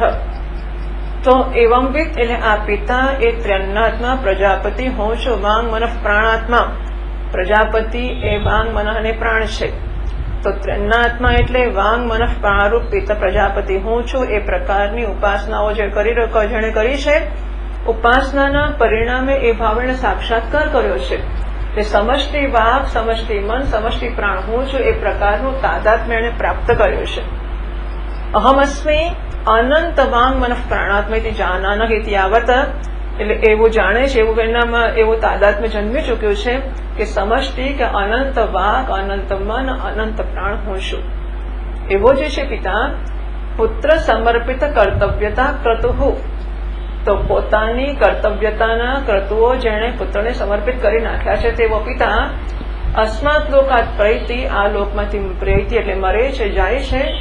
અથવા તદા ત્યારે પછી એભિ એવ એટલે કે પ્રકૃતૈઃ વાંગ મન પ્રાણૈઃ, આ તૃતીય સહાર્થે છે. સહ પુત્રમ આવિશતિ પુત્રમ વ્યાપનોતિ, એ જયારે મરે છે ત્યારે અનંત કે સમષ્ટિ વાંગ મન પ્રાણ છે. એ સમષ્ટિ વાંગ એ બધું આની અંદર સીમિત થઈ રહ્યું હતું. શરીર છૂટી ગયું, અત્યાર સુધી એની ખાલી ભાવના હતી, હજુ શરીરનું બંધન કે શરીરની પરિચ્છિન્નતા હતી, પણ શરીરની પરિચ્છિન્નતા છૂટી ગઈ એટલે પેલી ભાવના સાચી થઈ ગઈ કે ખરેખર એ અનંત વાક મન પ્રાણ થઈ ગયો, એટલે બધે પ્રવેશ કરે એવી રીતે પુત્રમાં પ્રવેશ કરી ગયો. પહેલી બીજી પાદનોત, તેરી પાદનોત સહ એટલે તૃતીય સહાર થઈ છે તે. અને પુત્રમાં આવિશતિ ટિપ્પણ કહે છે બીજી, સર્વસ્ય સંકલ્પસ્ય પુત્રે સમર્પિતત્વાદ. સંકલ્પ એટલે પોતાના કર્તવ્યતા વિષયના બધા જ ક્રતુ કે સંકલ્પ પુત્રને સોંપી દીધા છે, આથી પુત્રમાં પ્રવેશી જાય છે. યથોક્ત પ્રાણાત્મા અસ્મિ, યથોક્ત એટલે ત્રન્નાત્મક, તો ત્રન્નાત્મક પ્રાણાત્મા હું છું. એથી સંકલ્પ છે એ અવસ્થિતત્વાદ, એનામાં એક જ સંકલ્પ બાકી છે કે ત્રન્નાત્મા પ્રાણ હું છું, આટલો જ એનો સંકલ્પ હવે છે. તત્સંકલ્પ સંસ્કૃતૈઃ વાગાદિભિઃ, આ સંકલ્પના સંસ્કાર વાળા વાણી, વાગાદી એટલે વાણી, મન અને પ્રાણ રૂપી દેવો વડે, એ સમષ્ટિ છે એટલે આધ્યાત્મિક દેવ છે. સર્વત્ર પ્રવિશદ્ભિઃ, હવે અનંત વાણી મન પ્રાણ છે તો સર્વત્ર વ્યાપ્ત જ હોય, પણ પહેલા એ આ શરીરમાં જાણે કે બંધનનો અનુભવ કરનારા કે બદ્ધ હતા. શરીરનું બંધન છૂટ્યું એટલે વાસ્તવમાં અનંત વાંગ મન પ્રાણમાં તાદાત્મ્ય હતું, હવે વાસ્તવમાં અનંત થઈ ગયું. એ અનંત થયું ત્યારે સર્વત્ર પ્રવિશદ્ભિઃ, જેમ પેલું ઘડામાં પાણી ભરેલું હોય અને ઘડો ફૂટી જાય તો પાણી કેવું ચારે બાજુ ચાલવા માંડે, એમ આ અથવા તો વાયુ પ્રેશરથી હવા ભરી રાખી હોય કશાકની અંદર, અથવા ગેસ કેવું ગેસના પેલા બાટલામાં ભર્યો હોય છે અને જરાક છૂટું થાય તો બધે ગેસ ચારે બાજુ ફેલાઈ જવા માંડે. એમ અનંત વાંગ મન પ્રાણ એનું તાદાત્મ્ય કે નિશ્ચય એ પ્રાપ્ત કરી ચૂક્યો છે, પણ શરીરને લીધે જાણે કે બંધાયેલું હતું. જેવું શરીર છૂટું થયું એટલે એમાંથી અંદરથી નીકળીને વાંગ મનઃ પ્રાણ ચારે બાજુ પ્રસરી જવા માટે ઉપલબ્ધ છે. એ ચારે બાજુ પ્રસરશે એટલે કે છે સંકલ્પસ્ય એવ અવશિષ્ટત્વાत्. હવે એક જ સંકલ્પ રહ્યો છે, પછી તત્સંકલ્પ સંસ્કૃતૈ વાગાદિભિ દેવૈ પ્રવિશદ્ભિ. બરાબર, આ બધી તૃતીયાઓ છે. તો સંસ્કૃત સંસ્કારવાળા વાણી, મન અને પ્રાણ વડે એ રૂપી દેવો વડે. અને કેવા દેવો છે? સર્વત્ર પ્રવિશદ્ભિ, સર્વત્ર પ્રવેશ કરી રહેલા એવા આ દેવો વડે. વડે એટલે તે ભી સહ, એમની સાથે પિતા પુત્રમ પ્રવિશન, પિતા પ્રવિશન. હવે જયારે અનંત વાંગ મનઃ પ્રાણ ચારે બાજુ જઈ રહ્યા છે, પિતાનું તાદાત્મ્ય એમનામાં છે, અને માટે પિતા પણ ચારે બાજુ બધે પ્રસરી રહ્યો છે. એવું કરતા કરતા જોડે પુત્રમ પ્રવિશતી, બધામાં પ્રવેશ કરે તો પુત્રમાં શા માટે નહીં? એટલે પુત્રમાં પણ આ રીતે પ્રવેશ કરે છે. એથી વ્યપદેશતે એવું કહેવામાં આવે છે. એથી અભિપ્રેત્ય આ એવો અભિપ્રાયથી કયો પુત્રમ વ્યાપ્નોતિ. એટલે વિશેષ રૂપથી પુત્રમાં વ્યાપ્ત કરે એવું નહીં, પણ એ સર્વત્ર એના પ્રાણ, મન, વાણી પ્રસરી રહ્યા છે, અને એમાં પુત્રમાં પણ પ્રસરે છે, એટલે પુત્રમાં પ્રવેશ કર્યો એવું કહ્યું. ટીકામાં કોયમ પ્રવેશ, બીજા પ્રવેશ પિતા પુત્રમાં પ્રવેશ કરે છે એટલે શું? નહીં વિશિષ્ટસ્ય કેવલસ્ય વા બિલે સર્વત પ્રવેશ સંભવતી. તો પિતા રહી પુત્રમાં પ્રવેશ કરી જાય એવું? એટલે એનું માથું ફાડે આખો પિતા જ ઉતરી પડે અંદર, એવું થતું હશે? શું થતું હશે? વિશિષ્ટ એટલે દેવો થયો ને. કેવલસ્ય વા અથવા વિશેષ વગરનો ચૈતન્ય કેવળ છે એ તો પ્રવેશ કરી ના શકે, એ પણ સર્વવ્યાપક છે. તો બિલે સર્પવત એટલે દરમાં સાપ પહેશે એવી જાતનો કઈ પ્રવેશ થાય છે, શું થાય છે? તો 15મી પાદનો છે નહીં વિશિષ્ટસ્ય અયમ ભાવ આવો છે. ઉપાધેઃ ઉપહિતસ્ય પ્રતિચઃ વા મુખ્યા સંક્રાંતિ. પછી ના છે ને નવા પુસ્તકમાં વા છે, એ ના જોઈશે. સંક્રાંતિ સુધી પ્રશ્ન છે કે ઉપાધેઃ સંક્રાંતિ, ઉપહિતસ્ય સંક્રાંતિ, પ્રતિચઃ વા. વાત આવી જ ગયો છે આગળ એકવાર. ઉપાધેઃ સંક્રાંતિ, ઉપહિતસ્ય સંક્રાંતિ, પ્રતિચઃ વા મુખ્યા સંક્રાંતિ. આટલો પ્રશ્ન છે. પછી ઉત્તર છે ન આદ્યઃ અધ્યક્ષ વિરોધાત. એટલે રેફાની સાથે વા છે તો રેફાની સાથે ના કરવું જોઈશે. તો પ્રશ્ન એવો છે કે ઉપાધિનો પ્રવેશ છે એટલે કે પિતા જે શરીર છે એ આખો પ્રવેશ કરે છે. ઉપહિત એટલે કે ક્ષેત્રજ્ઞ જીવાત્મા પ્રવેશ કરે છે, અથવા તો કેવળ પ્રતિચઃ એટલે કેવલ ચૈતન્ય કુટસ્થ એ પ્રવેશ કરે છે. કોણ પ્રવેશ કરે છે? પિતા પુત્રમાં પ્રવેશ કરે છે. તો કોણ? ઉપાધિ આખો પિતા પ્રવેશ કરે છે, કે પછી પિતા રૂપી ઉપાધિ જેને છે એવો જીવાત્મા એ પ્રવેશ કરે છે, કે પછી કુટસ્થ ચૈતન્ય એ પ્રવેશ કરે છે? એટલે કયો કોની મુખ્ય સંક્રાંતિ એટલે પ્રવેશ? તો કોનો પ્રવેશ થઈ રહ્યો છે? એટલે કે છે મુખ્ય સંક્રાંતિ. મુખ્ય અર્થમાં કે પ્રથમ અર્થમાં સંક્રાંતિ કે પ્રવેશ કોનો છે? ન આદ્ય, તો કે ભાઈ પહેલો તો હોય જ ના શકે કે પિતા આખો ઉપાધિ લઈને પુત્રમાં પ્રવેશ કરે. કેમ? અધ્યક્ષ વિરોધ. અધ્યક્ષ એટલે પ્રત્યક્ષ. તો પ્રત્યક્ષનો વિરોધ છે કે પિતા તો આખો પુત્રમાં પ્રવેશ ના કરી શકે. નહીં પિતૃગતમ શરીરાદિ પુત્રે સંક્રાંતમ ઉપલભ્યતે. એવું જોવા નથી મળતું. પિતૃગતમ એટલે પિતા. તો પિતાનું શરીર આખું પુત્રમાં પ્રવેશ કરતું હોય એવું તો કઈ જોવા મળતું નથી. એટલે પ્રત્યક્ષનો વિરોધ થશે જો એમ કહેશો કે પિતાની ઉપાધિ પ્રવેશ કરે છે તો. બીજો વિકલ્પ ઉપહિતસ્ય ન દ્વિતીય, તો કે પણ બરોબર નથી. કેમ? સવિતુઃ જલે સંક્રાંતિવત સૂર્યનો જળમાં પ્રવેશ થાય છે એની જેમ ઉપહિતસ્ય પિતુઃ અપી સ્વકાર્ય સંકલ્પસ્ય.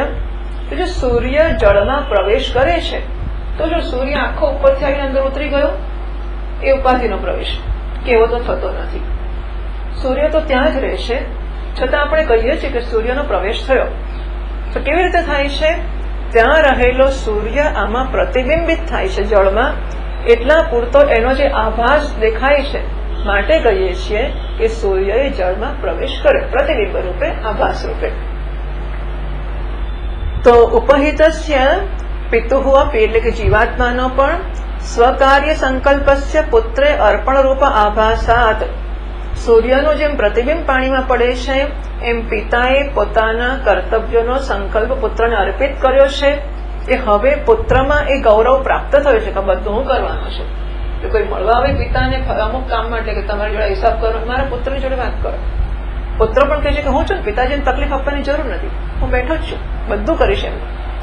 તો આમ કરવાથી પિતાએ પોતાના કર્તવ્યતાનો સંકલ્પ પુત્રને સોંપ્યો માટે પુત્રમાં પિતાનો પ્રવેશ જાણે કે થયો, આભાસિત, જેમ સૂર્યનો પ્રતિબિંબ રૂપે થયો પાણીમાં, એમ સંકલ્પના અર્પણ રૂપથી પિતાનો પુત્રમાં પ્રવેશ થયો.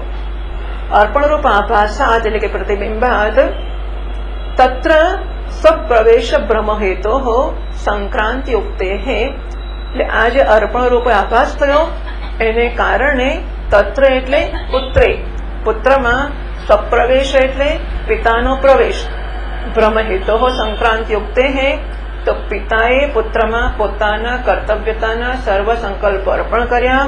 એ અર્પણ કરવા રૂપ જે પ્રવેશ છે એને કારણે પુત્રમાં પિતાના પ્રવેશના ભ્રમનું જે કારણ થયું એને સંક્રાંતિ કહેવામાં આવી. બરાબર.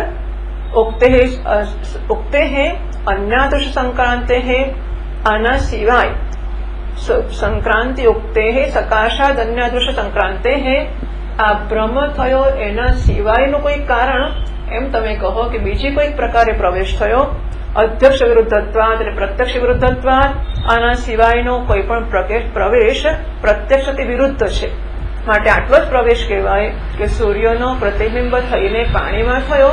એવી રીતે પિતાએ પોતાના કર્તવ્યતાના સંકલ્પો પુત્રને અર્પણ કર્યા, બસ એ રીતે પિતાનો પુત્રમાં પ્રવેશ થયો. તો ત્રીજાનું શું? ન તૃતીય પ્રતિજ કૂટસ્થત્વાદિતિ, પ્રત્યેક આત્મા તો કૂટસ્થ છે, તો એ અહીંથી નીકળશે ત્યાં જશે એવું કેવી રીતે કરશે? એટલે પ્રત્યેક આત્માનો તો પ્રવેશ છે જ નહીં. તો ટીકામાં કોયમ પ્રવેશ, આ પ્રવેશ શી વસ્તુ છે? નહીં વિશિષ્ટસ્ય કેવલસ્ય વા બિલે સર્વવત પ્રવેશ સંભવતી.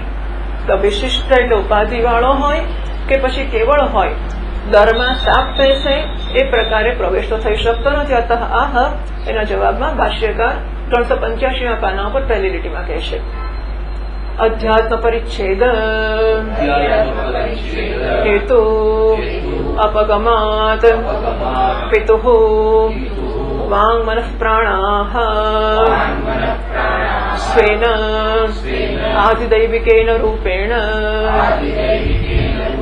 પૃથિવી અજ્ઞાદ્યાત્મના ભિન્નઘટ પ્રદીપ પ્રકાશવત સર્વમ આવિશન્તિ તૈઃ પ્રાણૈઃ સહ પિતા અપી આવિશતિ. અધ્યાત્મ પરિચ્છેદ હેતુ અપગમાત, અધ્યાત્મ એટલે શરીર સંબંધી, અધ્યાત્મનો પરિચ્છેદ એટલે સીમિતતા, મર્યાદિતતા, એનો હેતુ હતો. ટીકા કહે છે હેતુ મિથ્યા જ્ઞાનાદિ. આમ તો એ પહેલાય તે બધો સર્વત્ર વ્યાપ્ત જ હતો, પણ એને એવો ભ્રમ હતો કે હું શરીરની અંદર છું.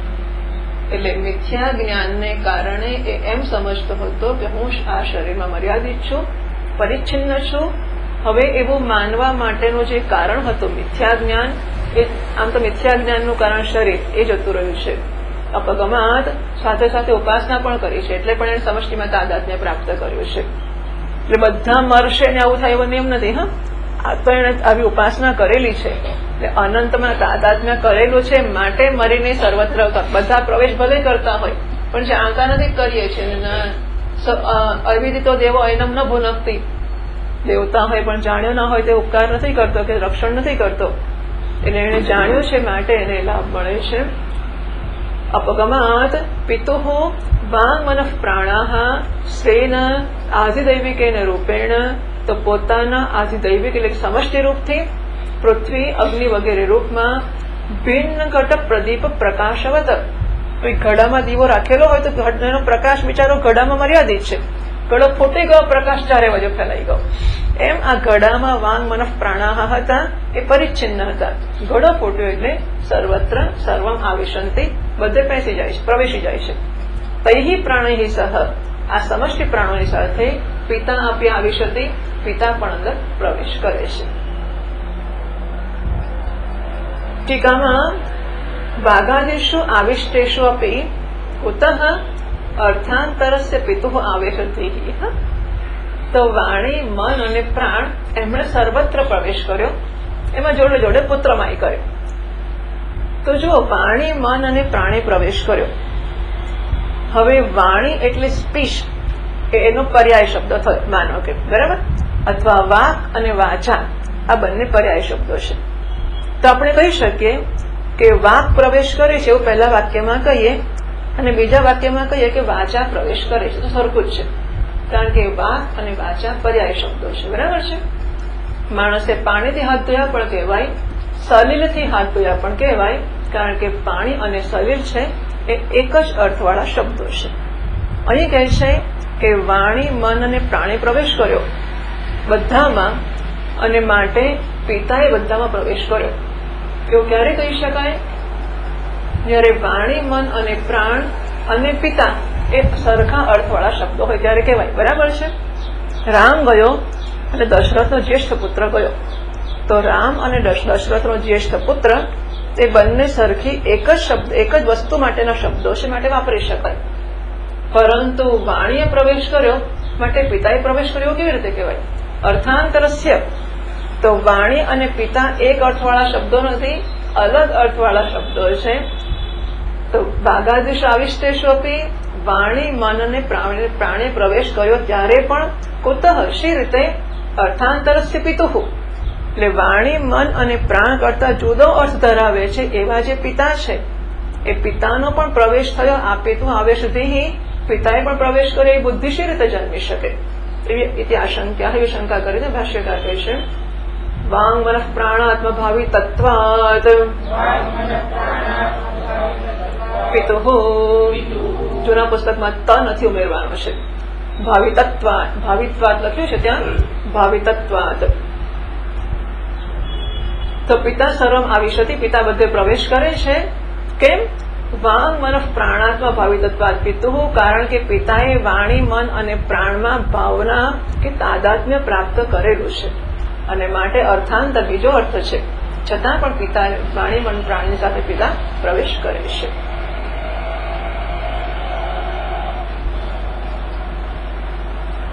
તદ્ભાવિ તત્વમ એવ સ્ફોરયતિ, ત્યાં પણ ક ઉમેરવાનો છે. તદ્ભાવિ તત્વમ એવ સ્ફોરયતિ, એ કેવી રીતે એને તાદાત્મ્ય પ્રાપ્ત કર્યું છે સ્પષ્ટ કરે છે.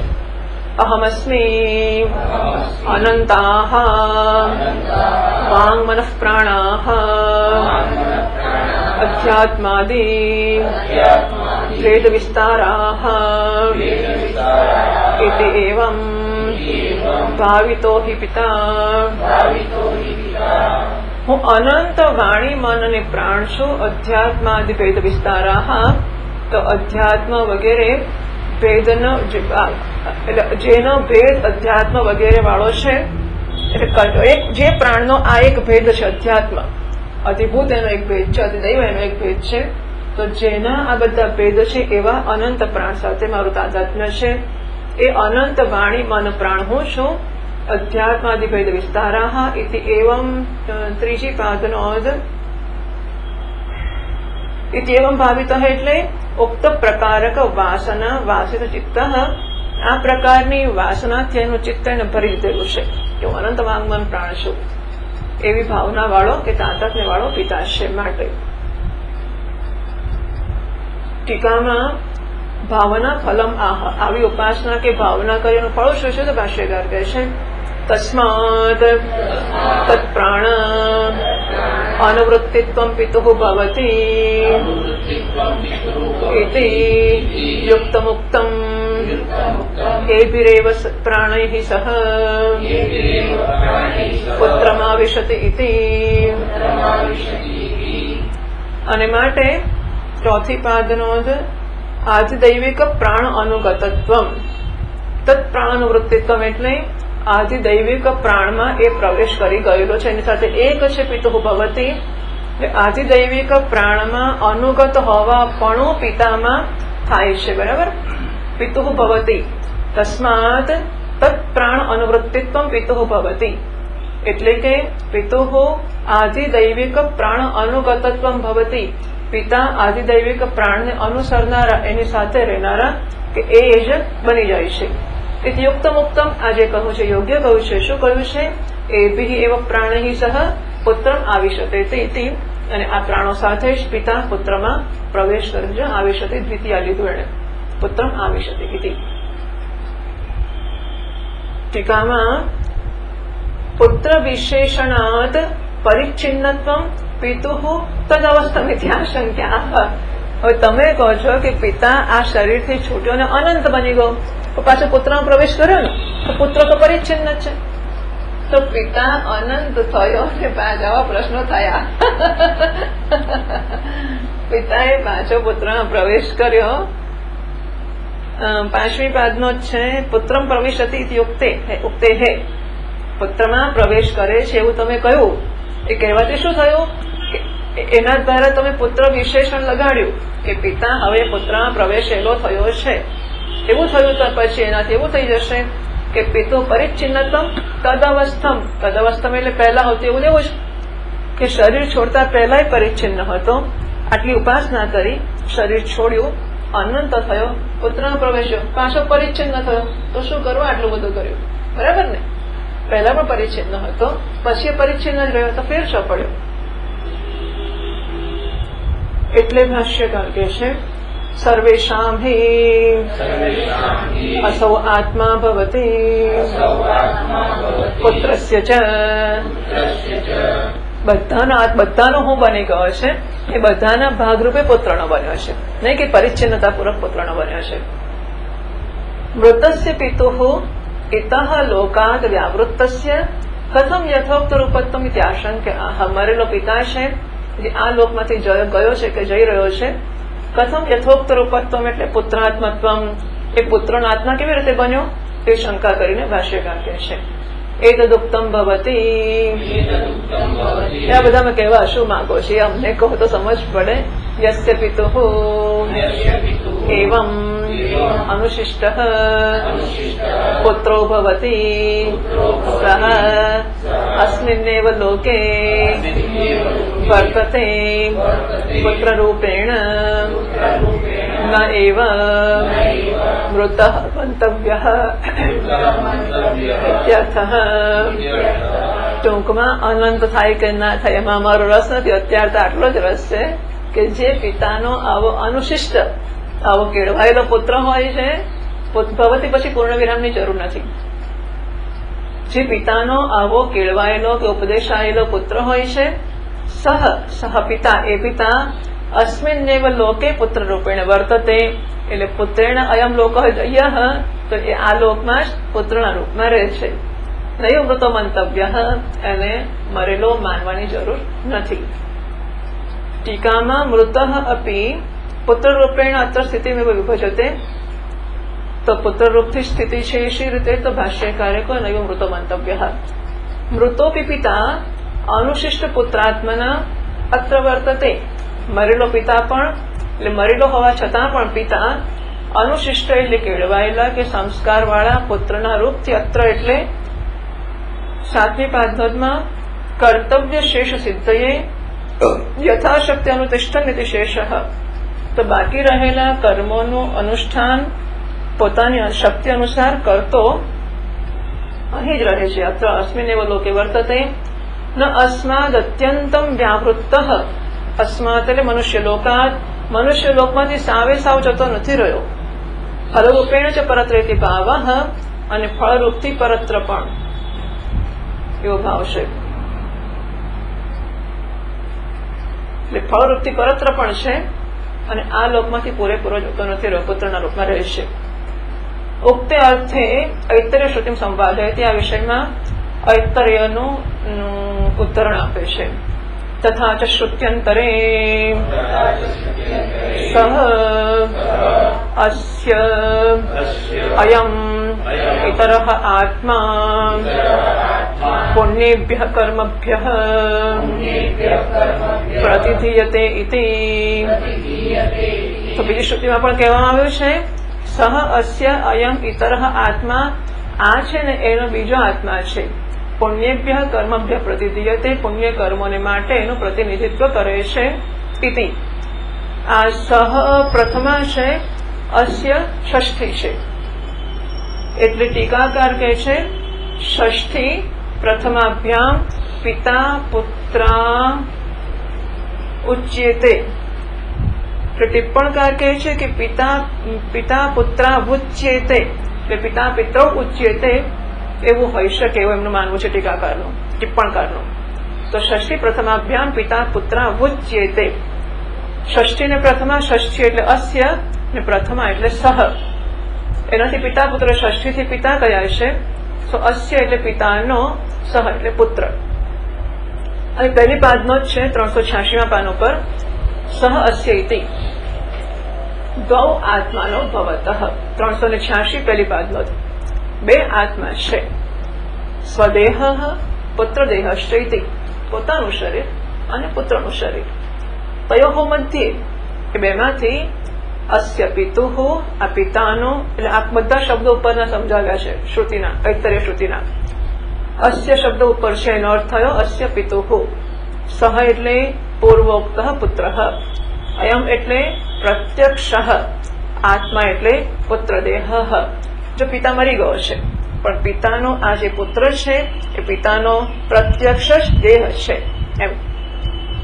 પુણ્યેભ્ય એટલે શાસ્ત્રોક્તેભ્ય, કર્મભ્ય એટલે અગ્નિહોત્રાદિભ્ય તન્નિષ્પાદનાર્થમ પ્રતિધીયતે, તો શાસ્ત્રોક્ત અગ્નિહોત્ર વગેરે પુણ્ય કર્મોના કરવાને માટે, અનુષ્ઠાનને માટે એને હવે પ્રતિનિધિ તરીકે નિયુક્ત કરવામાં આવ્યો છે, એટલે કે પિત્રયત કર્તવ્યમ તત્કરણાય પ્રતિનિધિત્વેન સ્વગૃહે સ્થાપ્યતે ઇત્યર્થ। પિતા વડે જે કર્તવ્ય કરવાના હતા એ કરવા માટે પ્રતિનિધિ તરીકે પોતાના ઘરમાં એને સ્થાપિત કરવામાં આવે છે એમ અર્થ છે। અહીં થોડુંક આપણે સ્વામીજી મહારાજની નોટમાંથી વાંચીએ।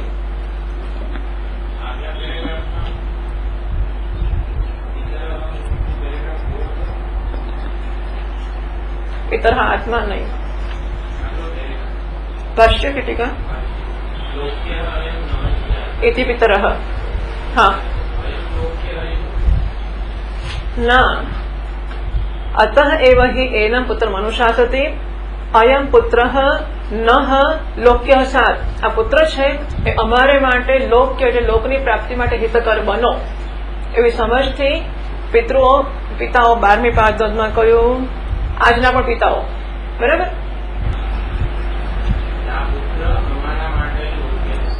હા, અયમ પુત્ર નહ એટલે અસ્માકમ લોક્ય સ્યાત, અતઃ એવ એટલે આવું છે માટે જ, એનમ પુત્રમ પિતરઃ અનુશાસતી, પિતાઓ એને અનુશાસન કરે છે, અયમ નહ અસ્માકમ લોક્ય સ્યાદિતિ, આ અમારે માટે લોક્ય બને એવી સમજથી।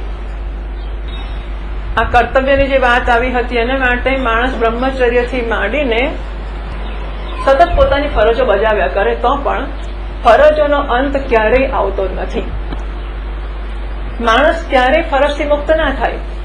અનેક દિશામાંથી દરેક માણસ પાસેથી અનેક પ્રકારની અપેક્ષાઓ રાખવામાં આવતી જ હોય છે। આથી આવી અપેક્ષાઓથી સભાન માણસને હંમેશા એવું લાગ્યા જ કરવાનું કે માતા પિતા ભાઈ સમાજ બધા પ્રત્યે મારી ફરજ છે, અને ઋષિઓ પ્રત્યે છે અને દેવો પ્રત્યે પણ ફરજ છે। આ બધી ફરજોનો અંત જ નથી, પણ જ્યારે એમ જણાય કે ઠીક ઠીક પ્રમાણમાં ફરજો બજાવી છે, લોકોને સંતોષ આપવાનો પ્રયત્ન કર્યો છે, તો પછી માણસ ફરજોને છોડી શકે। એવું ક્યારેય નહીં બને કે માણસ ફરજો છોડીને સંન્યાસ લે અને બાકીના બધા લોકો ખુશ થઈને અભિનંદન આપે કે જાઓ બહુ સરસ, તમે તો બહુ જ સેવા કરી, હવે તમે નહીં કરો ચાલશે, કોઈ દાડો નહીં કહે। ક્યારેય આપણે બધાને ખુશ ના કરી શકીએ। આદર્શ તરીકે સારો છે કે એવો પ્રયત્ન કરો બધાને ખુશ કરવા, પણ પૂર્ણ રૂપમાં એ શક્ય નથી। આથી પિતા ઘણા સભાન હોય, સંનિષ્ઠ હોય, તો એનાથી કંઈક બાકી રહી જાય એવું પણ બનવાનું છે. જોડે જોડે જીવતા સુધી કર્યા જ કરીશું ને કરીએ એટલે લોકો આપણને કહે કે હવે વાંધો નહીં, હા તમે જાઓ, એવું નહીં થાય. એ તો આપણે જ આપણી રીતે નક્કી કરવું પડશે. મને જ્યારે એના વગર અટકી ના પડે. ટૂંકમાં સમજવું કે ફરજ લોકો માટે નથી હોતી, ફરજ આપણી ગરજે જ બજાવીએ છીએ કે એના વગર મને ચાલતું નથી. કે હાય મેં આવું ના કર્યું, આવું બાપુ આવી માં કે મેં આવું ના કર્યું. એટલે આપણે માટે જ આપણી ગરજે જ કરીએ છીએ. આપણને જયારે ના લાગે ત્યારે ફાઇન. પિતા સોંપવા તૈયાર હોય, પુત્ર સ્વીકારવા તૈયાર ના હોય પણ બને વગેરે. મારે આ કામ તો કરવું જ. હાજી આવશે અને નહીં આવે તો હું કહીશ. મારે આ કામ તો કરવું જ પડે. આવી કર્તવ્યતા બંધનના અનેક પ્રકારોમાંનો એક પ્રકાર છે. આ આંતરિક અપેક્ષા કે માગણી કે દબાણ છે. This is an inner demand. લોકો માગે છે કે આમ કરે એવું હોતું જ નથી. આ મારી પોતાની અંદરની માગણી. આપણી સંસ્કૃતિમાં આ માગણી કર્તવ્યતાની હોય છે. આ માટે પણ ઉછેર અગત્યનો છે. વૈદિક સંસ્કૃતિમાં ઉછરેલ વ્યક્તિ ફરજના સંસ્કાર સાથે ઉછરે છે. માણસ પોતાના પ્રયત્ન કે ઈચ્છા કે પસંદગી વગર જ કોઈનો બાપ, કોઈનો ભાઈ, કોઈનો પુત્ર વગેરે વગેરે બન જન્મ્યો એટલે બધા એનું બધું બની ગયો. અને આવા જેટલા સંબંધો ધરાવતો હોય એ બધા સંબંધો વ્યક્તિ પાસે બહારથી વ્યક્ત રૂપમાં કે પછી અવ્યક્ત રૂપમાં માગણી કરતા હોય છે. અથવા તો આપણને પોતાને લાગે છે કે મારે અમુક કર્મ કરવો જોઈએ, આમ મારે ફરજો જન્મે છે. શાસ્ત્ર અને વૈદિક સંસ્કૃતિમાં માણસમાં ઈરાદાપૂર્વક ફરજની ભાવના જન્માવવામાં આવે છે, જવાબદારીનું ભાન જન્માવવામાં આવે છે. અને એની પૂર્તિ ન કરી શકાય તો અપરાધિતાનું ભાન પણ જન્માવવામાં આવે છે. બરાબર છે. હવે જ્યારે આજે વેદ એટલે શી વસ્તુ છે અને ધર્મ એટલે શું અને ધર્માચાર્ય એટલે શું, તમે કોણ ધર્મનું શાસન કરનારા કે ધર્મ શું એમ કહેનારા, એ પ્રશ્ન ઉભો થશે તો જવાબ કોઈ આપી નહીં શકે. હા, જે સમાજ એમ કહેશે, જે આજે થાય છે કે શંકરાચાર્ય મહારાજને એમ પૂછવામાં આવે કે ધર્મમાં તમે કોણ બોલનારા, અથવા તો ધર્મ કે છે એટલે શું, શાસ્ત્ર સો વોટ, શાસ્ત્રો કે છે એટલે શું. તેનો અર્થ એવો થશે કે લગ્ન કરવું જોઈએ એવું શાસ્ત્રોએ કહ્યું છે કે ગમે તેમ ફરવું નહીં, લગ્ન કરવું. એવું ક્યાંથી લાગે કે લગ્ન કરવું? કેમ એમને એમ ના ફરાય? એવું કહી શકાય? ધર્મનું બંધન આપણે કંઈક સ્વીકારીએ એટલે કંઈક લગ્ન કરવું જોઈએ. પછી લગ્ન કરીને કર્યા પછી પણ બીજા સંબંધો ના રાખવા એવું કોણે કહ્યું? કેમ? જો ધર્મ ના હોય તો શું શું થશે ને વ્યાપકતાઓ સમજો.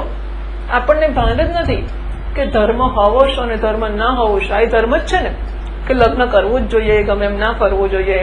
આ ધર્મ છે કપડાં પહેરીને ફરવું જોઈએ, ગમે એમ ના ફરવું જોઈએ. એ ધર્મ ના સ્વીકારે, ગમે એમ ફરે લોકો.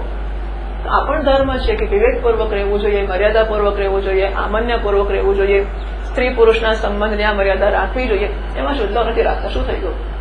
જુઓ અત્યારે શું થાય છે તે. એટલે આ બધું ધર્મનો ભાગ છે. અને એવી રીતે આ લોક અને પરલોકમાં સુખી થવાના જે રસ્તાઓ છે એ ધર્મનો ભાગ છે અને શાસ્ત્ર પ્રમાણ છે. એને માટે તો જયારે આપણે શાસ્ત્રને પડકારીશું કે ધર્મને પડકારીશું ત્યારે એ સમાજને કોઈ પાયો રહેશે જ નહીં. બરાબર છે. આ બહુ સુંદર ભાવના છે. એકની ફરજ બીજાનો હક બને છે. Duties and rights. પિતાની ફરજ છે એ પુત્રનો હક છે. આપણો સમાજ ફરજની ભાવના ઉપર રચાયેલો છે. પાશ્ચાત્ય સમાજ હકની ભાવના પર રચાયો છે. ફરજમાં ત્યાગ હોય છે, આપવાની ભાવના હોય છે, હકમાં લેવાની, માગવાની ભાવના હોય છે. આપણે ત્યાં દરેક વ્યક્તિ ફરજની ભાવના સાથે ઉછરે છે. કંઈક કરવું જોઈએ, કંઈક આપવું જોઈએ. બધા પોતાની ફરજ બજાવે તો બધાના હક જળવાય. કોઈએ કશી માગણી ન કરવી પડે. બધા હકની માગણી કરનારા હોય તો સંઘર્ષ જન્મે. એને બદલે બધા આપનારા હોય તો સંઘર્ષ ના થાય અને બધાને આપોઆપ પોતાનો ભાગ તો મળી જ જાય.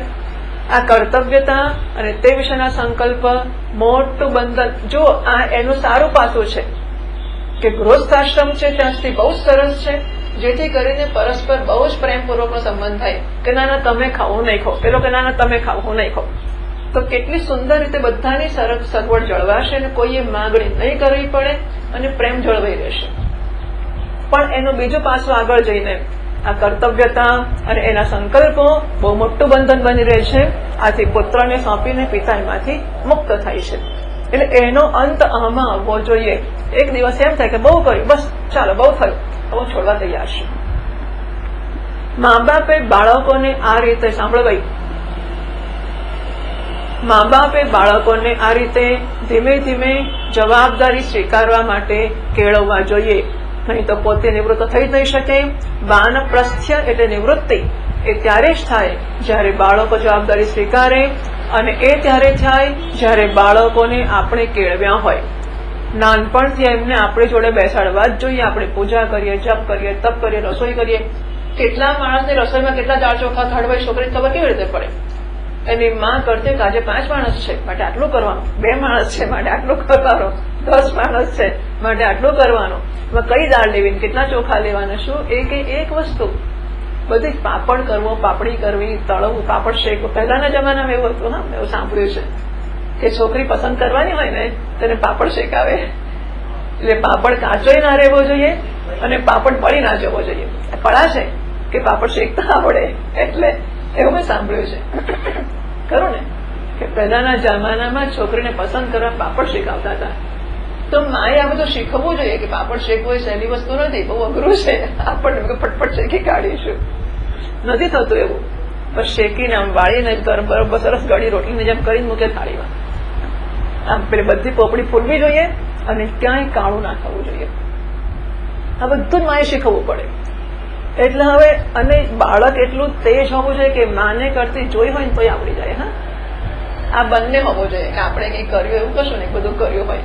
આપણી માન જોઈતો હોય ને કયા શાકમાં કયો વઘાર કરવાનો, કયામાં કયો તેલ મૂકવાનું, અમુકમાં તલનું તેલ લેવાનું, અમુકમાં શીંગનું તેલ લેવાનું, એ બધી જ વસ્તુ શીખવવી પડે છે.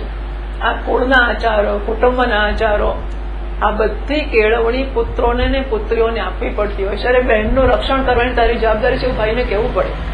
એ ના કરતો હોય તો, એને મારામારી કરતો હોય, ગમે તે છોકરાઓ હેરાન કરે જોયા કરતો હોય તો કહેવું પડે કે બેટા બહેનનું રક્ષણ કરવાની તારી ફરજ છે, વગેરે વગેરે.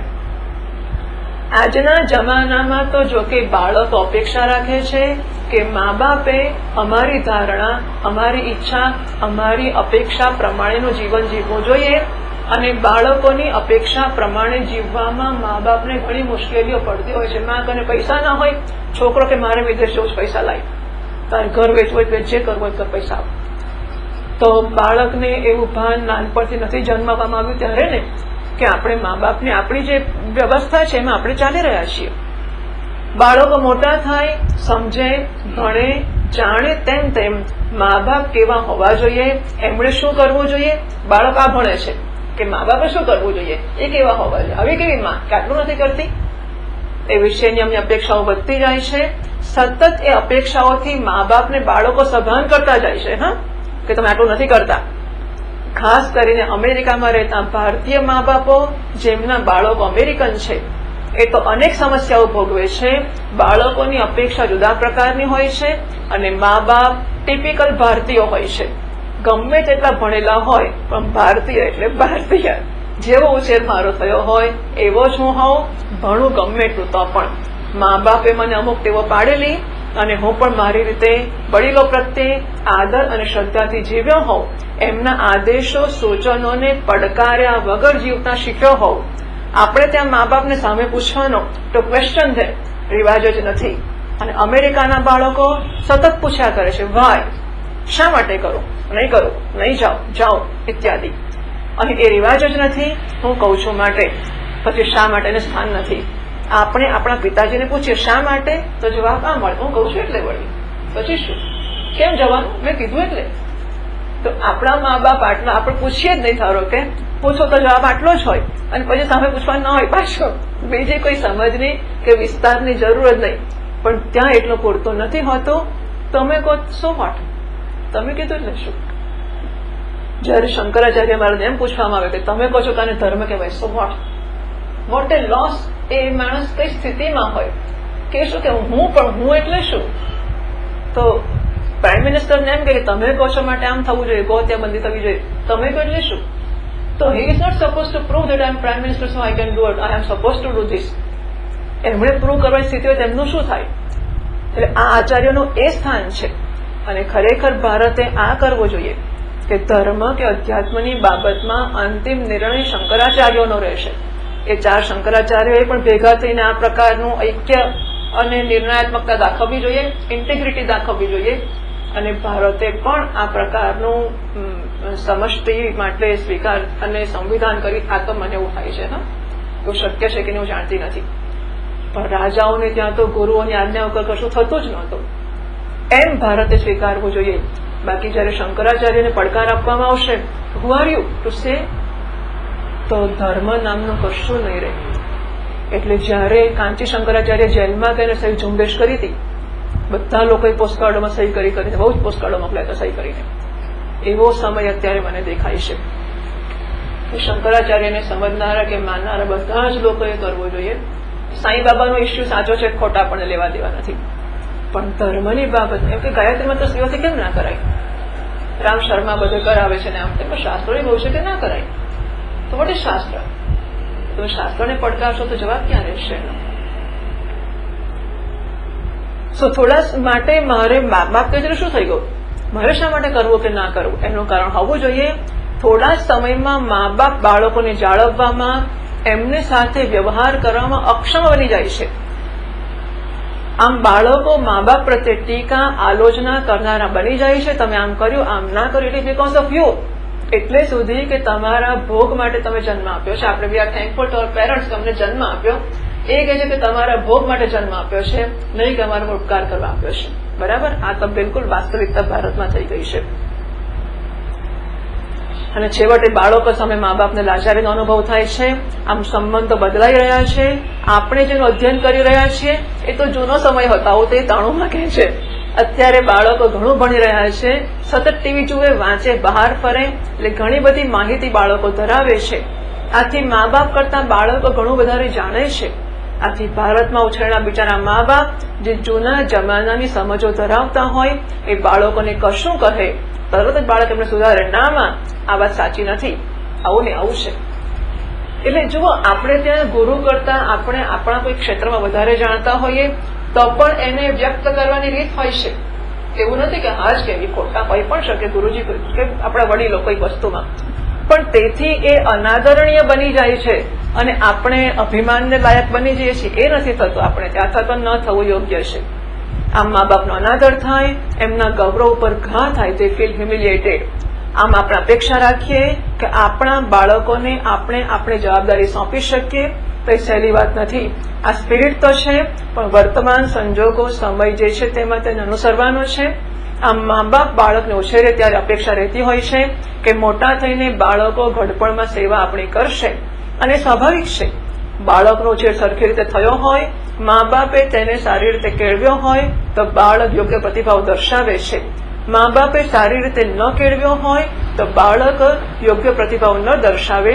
આમ બંને પક્ષની જવાબદારી છે, મા બાપની અને બાળકની. ઓમ પૂર્ણમદઃ પૂર્ણમિદં પૂર્ણાત પૂર્ણમુદચ્યતે પૂર્ણસ્ય પૂર્ણમાદાય પૂર્ણમેવાવશિષ્યતે. ઓમ શાંતિ શાંતિ શાંતિ. શંકરં શંકરાચાર્યં કેશવં બાદરાયણં સૂત્રભાષ્યકૃતૌ વંદે ભગવन्तौ પુનઃ પુનઃ. ઈશ્વરો ગુરુરાત્મેતિ મૂર્તિભેદવિભાગિને વ્યોમવદ્વ્યાપ્તદેહાય દક્ષિણામૂર્તયે નમઃ. ઓમ શાંતિ શાંતિ શાંતિ. હરિઃ ઓમ. શ્રી ગુરુભ્યો નમઃ. હરિઃ ઓમ.